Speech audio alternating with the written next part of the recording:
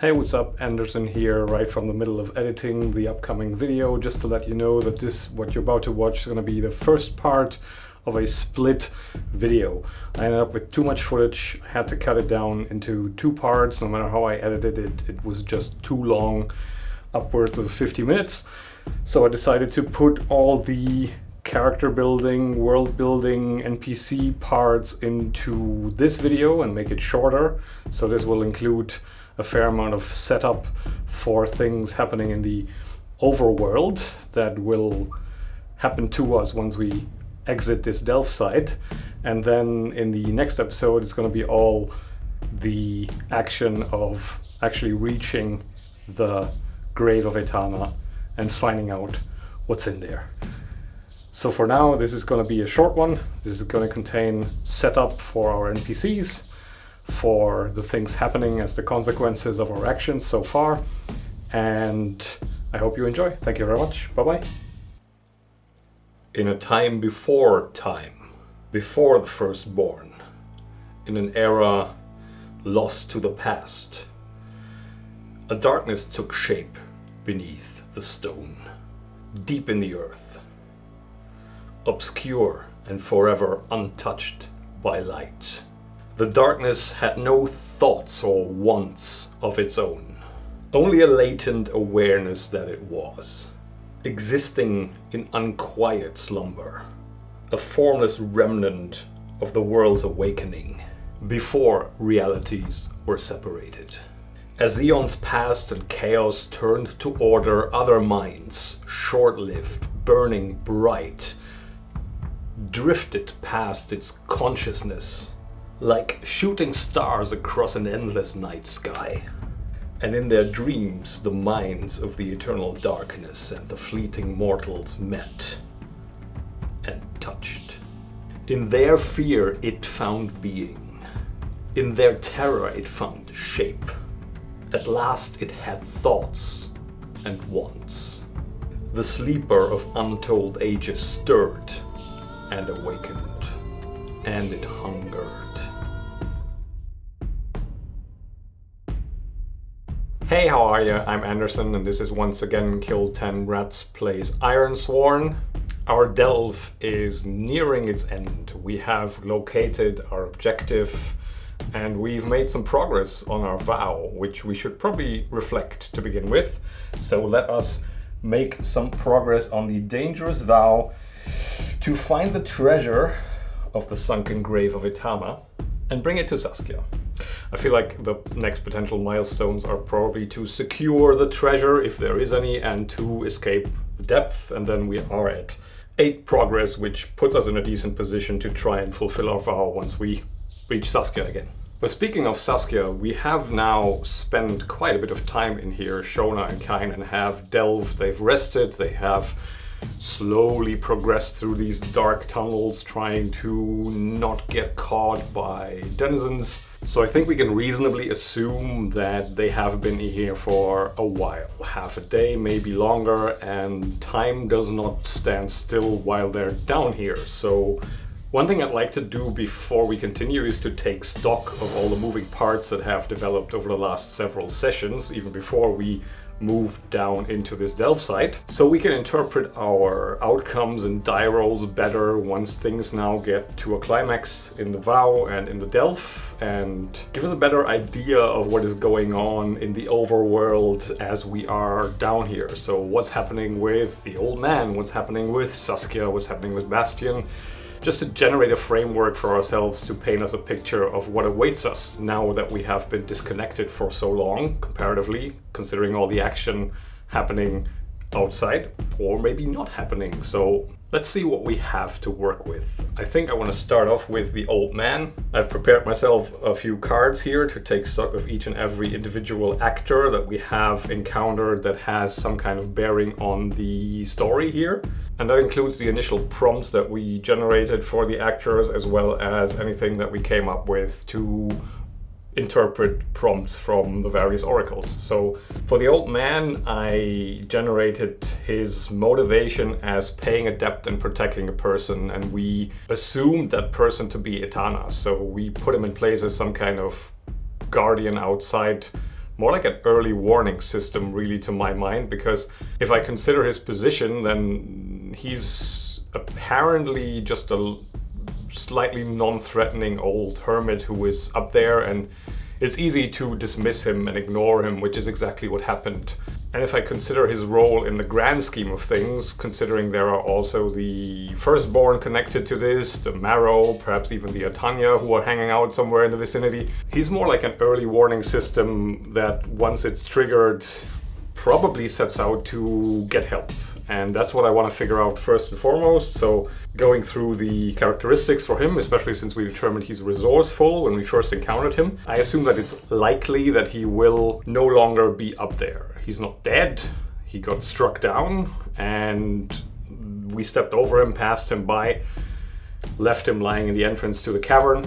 My gut says he escaped to get help and alert his allies that the Grave of Etana is being broken into. So let's make our likelihood determination. 26 plus would say that yes, that is exactly what he's doing. 46, that's exactly what he's doing. So old man, pays a debt, protects a person, resourceful, early warning system, he gets help and rings the alarm. So we can probably expect some repercussions up there once we get out. Perhaps they're already rolling. I think I'll leave that up to the Oracle, depending on whether we do well on our vow fulfillment or not. This could be a potential outcome complication. He rocks up with a bunch of raiders from the Atanya or the Marrow and tries to reclaim the treasure. Next up, the horror. I've already alluded to it to some extent in the intro to today's episode. I had a thought about the cosmology behind horrors, and what struck me was that horrors are, to my mind, something like a primal energy gone wrong, almost like a cancer on reality. And in my version of the Ironlands, I figured they come in two flavors. And what I envision here is that they existed in potential before reality was fully formed. So in a time of chaos, they were just one part of the flux that would coalesce into what then became static reality, and various planes of existence separated as soon as some semblance of natural order was codified. And what that meant for the primal chaotic energy is that the part of it that became the horrors, the ones that are preying from other realities, were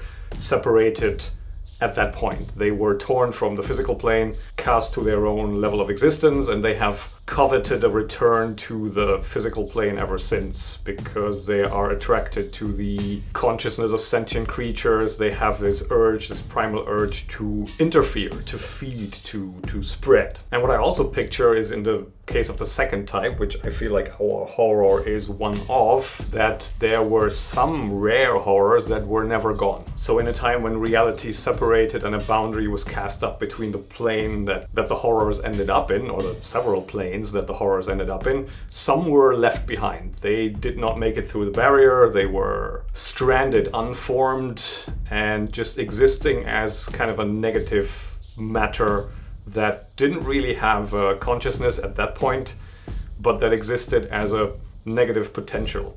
And what I think happened here is that in the distant past, when the Firstborn came into being and they first settled in these caves, their minds, their dreams, their stories they told about the darkness outside of the campfire touched the horror. And in their envisioning of what all their fears are, it found its own identity. So what this effectively is a primal energy coalesced into a being that was given shape by human minds, and that is intricately connected to human minds, or sentient creature minds, not necessarily human. Firstborn were the ones that first gave it shape, and it has existed as some kind of form-given fear of the dark. Sorry, minor Iron Maiden moment there. As I was saying, a form-given fear of the dark that eventually rose up and tried to follow its natural inclinations. And what are those? Well, if I put myself in the mind of some kind of primal urge that is understanding its role in reality just from a function of what other people project onto it, it's going to be the most basic needs and wants. Currently it's imprisoned, so it wants to escape. Once it's escaped, it wants to survive. Once it's survived, it wants to feed, feeding primarily on fear. And once it's fed and established, it wants to procreate. Those are the, I think, primal urges that this horror has. And the horror procreates, to my mind, through this influencing of its host. So the fear is transferred through speech, through exuding these little vapors that then spread to other minds and touch them, and turns this whole thing into like a group of the tainted, the corrupted, as we've seen with the ones that are walled in this grave of Etana, the initial infected Old Worlders, Ironlanders. That's what happened to them. So horror wants to escape, survive, feed on fear, and procreate. Fairly simple.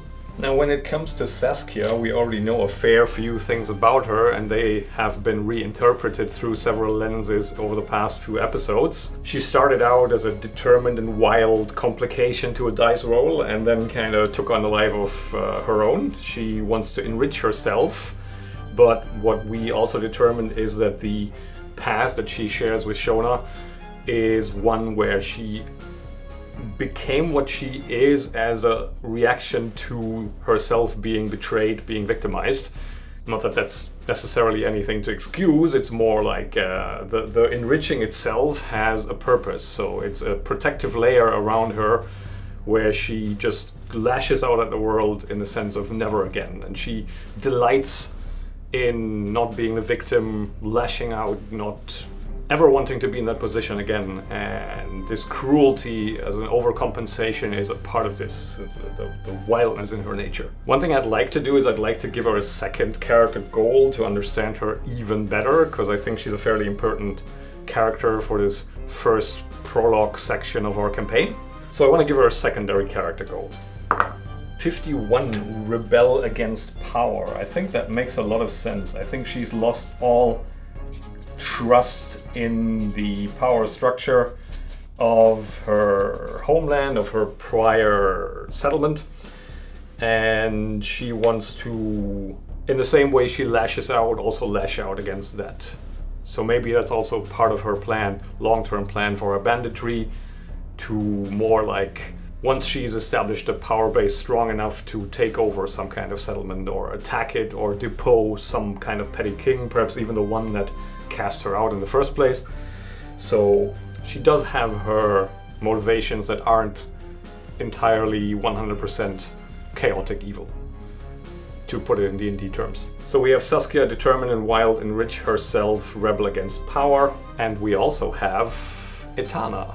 I'm not going to share that one yet because I did have a pretty good idea about the nature of the prison for the horror, about her role in it, about her motivation and all of that. We've scratched the surface of it to some degree, or even maybe illuminated a lot of it already. But with regards to the mechanics behind the imprisonment of the horror, I had a moment of clarity. I think I understand how it works now. So all shall be revealed. And then we have Shona. We never really rolled for her, but the way that she was portrayed by Rode of how she interacted with the other characters, I put down character traits as being suspicious and proud. What we don't have yet is a character goal, so I'd also like to give her that, at least one. Let's figure out what drives her. 72, advanced status. Okay. Now we have determined her to be somewhat subordinate to Saskia, but that doesn't necessarily contradict somebody wanting to advance their status. That only puts it in a context.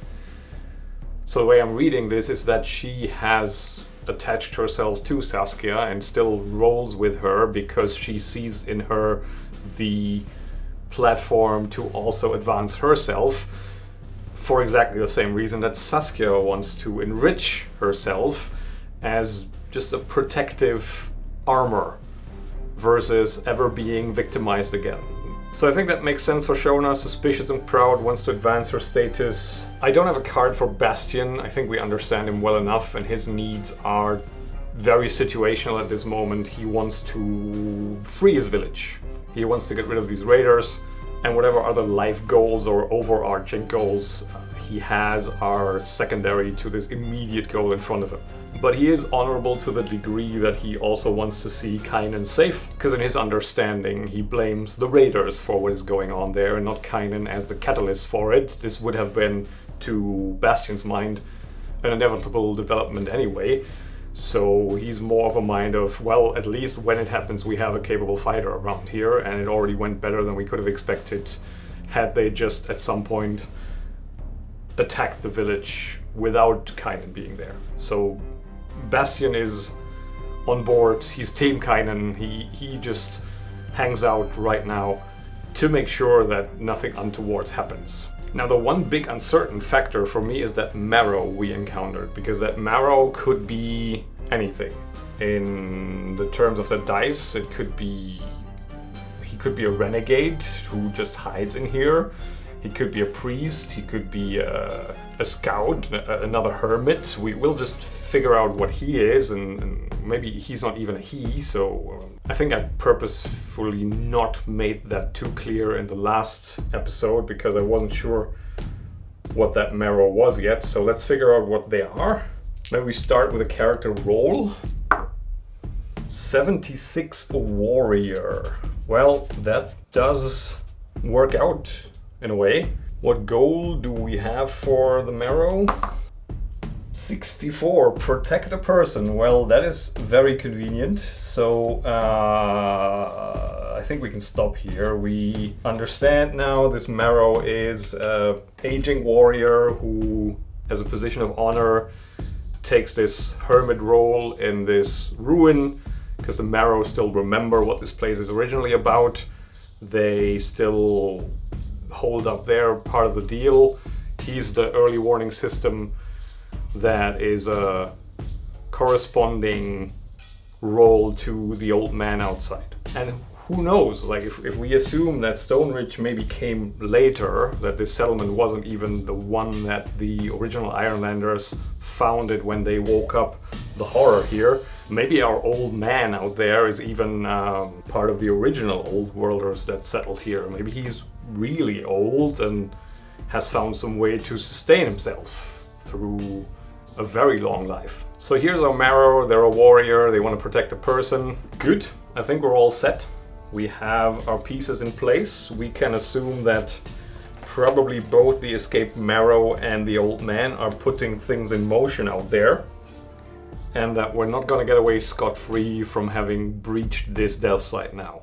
I think that also makes a lot of sense with regards to the timeline, because it has been a long time since anyone has ever tried to get in here, and I don't think it would make a huge amount of sense if there was now a whole garrison sitting in this tomb.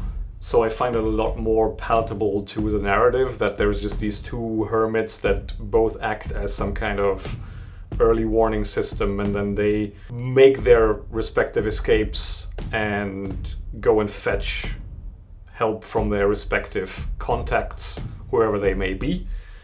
And then what happens with retaliation, or whether anything happens, we'll see once we get out of here.